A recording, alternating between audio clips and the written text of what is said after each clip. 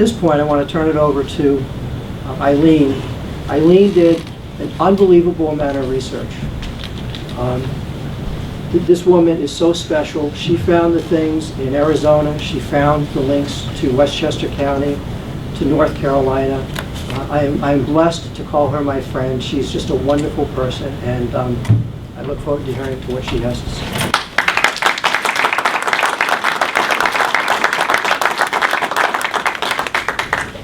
Thank you, Ken. Well, Ken says I'm a great researcher. I'm not a very good public speaker, so if I get nervous, please excuse me. After reading hundreds of pages of documents, the one thing that I kept on going back to is in page 15 of the grant application, when they say the biggest barrier to implementation of these grant programs.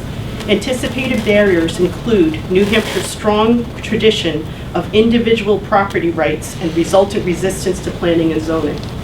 So they know that this plan violates our property rights. They know this plan violates our individual rights. Because you know, in the New Hampshire Constitution, it isn't life, liberty, and the pursuit of happiness. It's life, liberty, and the pursuit and acquisition of property, and in a word, happiness. We put property as happiness. And just, you know, the US Constitution, they tried to do that too, but they couldn't get through it. So one thing I want to talk about is one of the partners that they refer to in this document is the TLU Roundtable. They said they're going to take the findings of the TLU Roundtable and they're going to implement that, and that's like one of the first things they're going to do. Now the TLU Roundtable comes out of the governor's proclamation in 2007 that he was going to have a New Hampshire Climate Action Plan. So they met for 2 years, they had all these committees, and there's 6 different aspects of the Climate Action Plan. One of them is the transportation and land use. Now this report came out in March of 2009, and in the report they said that the scientific basis for New Hampshire's Climate Action Plan was a 2007 UN IPCC climate report, that they based their science for this entire Climate Action Plan on that report. Well, late in 2009, it was revealed that scientists conveniently omitted data that would have refuted their conclusions. Have you ever heard of ClimateGate? Mm-hmm. The IPCC 2007 report was ClimateGate. Several scientists were discredited, had to leave their posts, and the director of the IPCC was forced to resign. We are using the 2009 Climate Action Report in these documents. So I went into the Climate Action Report, and I found it very interesting. The majority of the people who worked in 2007, 8, 9 are working on the Granite State Future on behalf of the TLU. And you go into this, and one of the things they said is they want to reduce carbon levels, and they put in a scientist, his name is Cameron Wade, and they put in all kinds of stuff about Cameron Wade's work. Well, Cameron Wade is part of this Granite State Future. So his department is being funded by the Granite State Future, and they're using his data in order to, justify it. Now, I found a couple things that they suggested in 2009 that I thought was interesting, that they said that we should adopt a California low emission standards in New Hampshire. Okay. They also said, create a point of sale financial incentive for higher efficiency vehicles. So I go into the 100 pages of documents in the back and I look.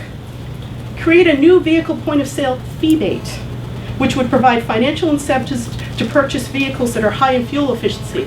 Their concept was, we're going to charge a fee of 5% of the cost of your car for low gas mileage cars and give a rebate to the high emission cars. This is in New Hampshire.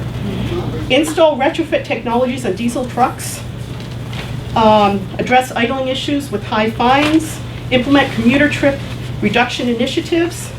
They talk about assess greenhouse gas impact emission fees.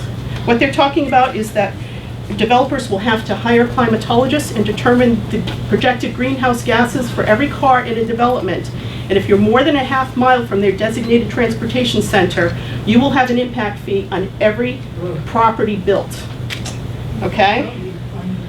Streamline approvals for low greenhouse gas projects, and everything seems to be that they're going to designate a spot in your town, And if you dare build anything outside of a half-mile range of that area, you will be charged. You will have impact fees and you'll have additional taxes. You know how like some areas have view taxes?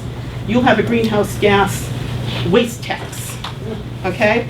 Another thing they're going to do is implement a stable funding stream to support public transportation, including an increase in state gasoline tax, local gas taxes, increase in vehicle registration fees. In Oregon, that fee is $100 per car, and revenues from a statewide fee-bait program. And this is what I said. It says earlier in the report that the fee-bait program will be revenue neutral, and then 3 pages later it says revenues from the fee-bait program or a carbon fuel surcharge. So this is what the governor's climate action plan proposed in 2009, and this is what they're proposing to put into the Granite State Future. Did you mention VMTs? I forgot. Oh, VMTs. It says directly in the grant application that one of the mandatory outcomes in New Hampshire will be a lowering in VMTs, vehicles miles traveled. So they're going to put in taxes and fees in order to achieve that. So, you know, in our town, 50% of the people in our town drive to Massachusetts. That's going to be significant. I have one friend that husband has to drive 90 miles one way because his job changed, and that's where he is. So that's just one component of this. The next component is they talk about equities and health equity and everything. And one of the things is they reference this document, Plan to Address Health Equity in New Hampshire. And this was written in 2011. The thing I find interesting is New Hampshire Health and Equity Partnership. So even though it's the Health Equity Report, it's by the Health and Equity. So they've separated it. It means two different things. And it says the plan to address health disparities and promote health equity in New Hampshire considers health equity within a broad framework of social determinants such as education, housing, employment, environment, and other factors that influence health status and access to quality health care for individuals and communities. So they're saying where you live determines your health. They also talk, other factors are now recognized as being equally, if not more important, to determine one's health and health status, including income, poverty, education, employment and working conditions, housing quality, and environmental features, including access to healthy foods, walkable streets, and safe neighborhoods. So through all these documents, you hear walkable neighborhoods, walkable neighborhoods. The designated use, layout, and design of a community's physical structures, including its housing, businesses, transportation systems, and recreational resources, affect patterns of living behaviors that in turn influence health. Our zip code may be more important to our health than our genetic code. So what they're talking about is poor people, the reason they're not healthy is they don't live in a good zip code. And it just goes on. Healthcare organizations, social service agencies, what they're talking about doing is to have additional data gathering and stratify and utilizing the gathered data to identify disparities is necessary to instigate action for change. So they were talking about in this report to have additional data gathering at the state level and use that data gathering in order to instigate action for change. So they're going to go look for whatever communities don't fit their profiles of health equity. So then I started looking, and it says in their key data point was improved collection of data on race, ethnicity, and language is a priority for identifying, tracking, and monitoring health disparities and improvements in health equity. So they keep on talking about health equity. Another thing they keep on talking about is regional equity. In the document, they says a lot about regional equity. So I found this document, and it was written in 2003. It's called Promise and Change, Achieving Regional Equity in Greater Boston. And so it's an organization called PolicyLink. And their definition was regional equity is a state of reduced social and economic disparities among individuals, social groups, neighborhoods, and local jurisdictions within a metropolitan region. It has become a valuable framework for community organizing and policy advocacy on transportation, housing, health, education, fiscal, infrastructure, and environmental justice issues. So when they talk about regional equity, they're talking every possible social interaction and social justice. Well, the person who wrote that report, his name is Dwayne Marsh. Dwayne Marsh is our point of contact for HUD for this Regional Sustainable Communities initiative. PolicyLink is the organization that wrote that 2003 document. PolicyLink is in concert with a place called the Health Convergence. And Health Convergence was started in California in 2004, where a bunch of radical organizations got together to get health equity and social justice and economic justice into our system. And PolicyLink actually says on their 2010 tax return that they encouraged the Obama administration to have the Sustainable Communities Initiative. And then the Obama administration hired their top regional guy, their top guy for writing policy, to help them write the Sustainable Communities Initiative. So you have a radical organization that's into health equity, it's into social justice, it's into economic justice, and they're assisting the US government. Now we go back, who is the Convergence Partnership? Another name for the Convergence Partnership is HEAL, such as one of our partners, HEAL New Hampshire.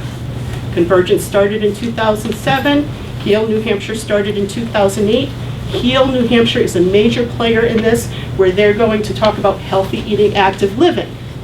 Unfortunately, when you look at what HEAL is talking about, it's 500 pages of zoning documents.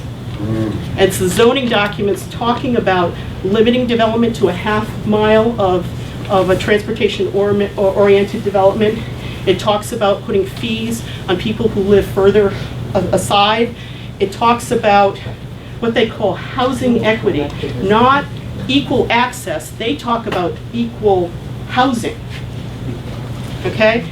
There's a thing that they, PolicyLink put out several years ago saying, promising strategies for creating healthy eating and active living environments.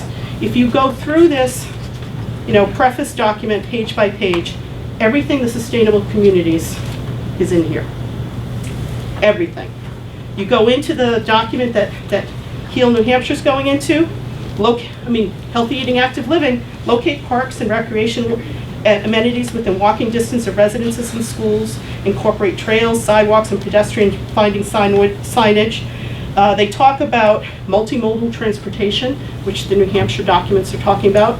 It talks about walkable communities. What walkable communities means is putting sidewalks, even a community, how's my time? They talk about putting sidewalks in, like a community like ours. We don't have any sidewalks in our town. And they talk about, in one instance, I know you see this, but they show this street in Manchester. It's kind of a narrow street in Manchester. They talk about putting a 6-foot wide stripe down the side of the road so that it can be walkable.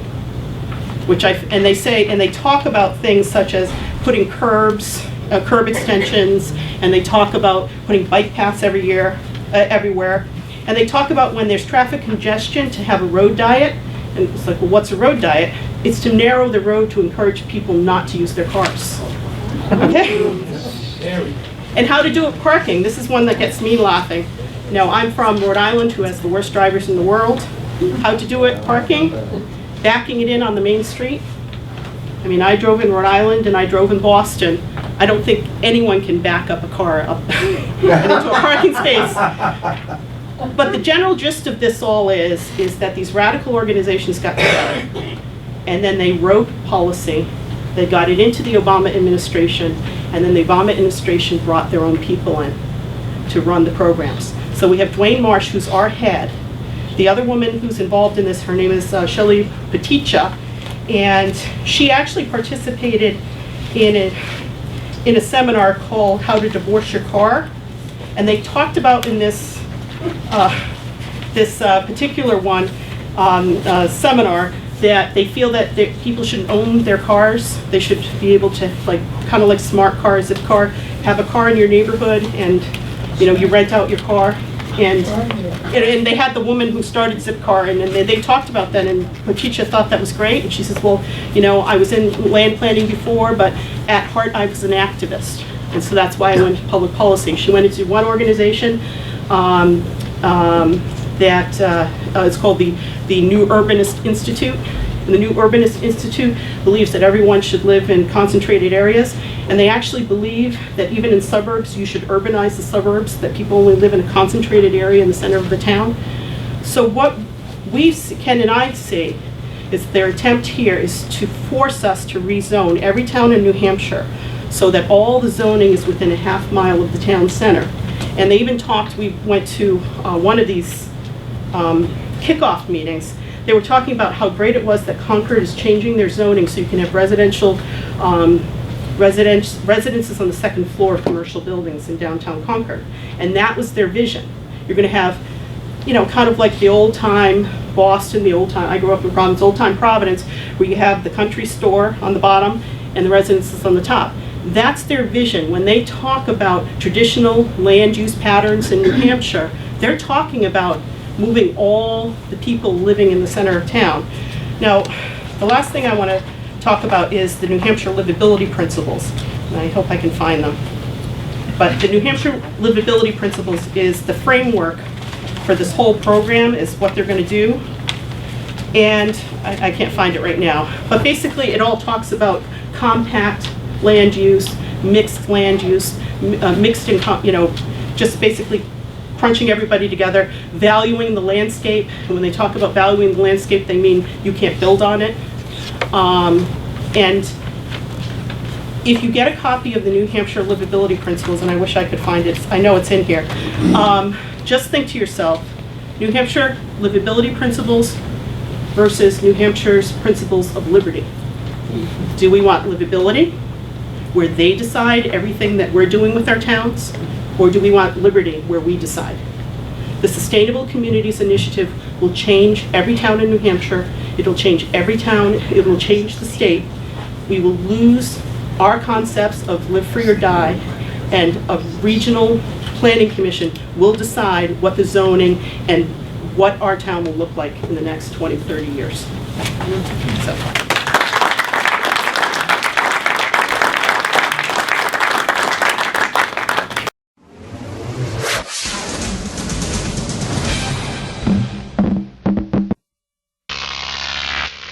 Crop TV.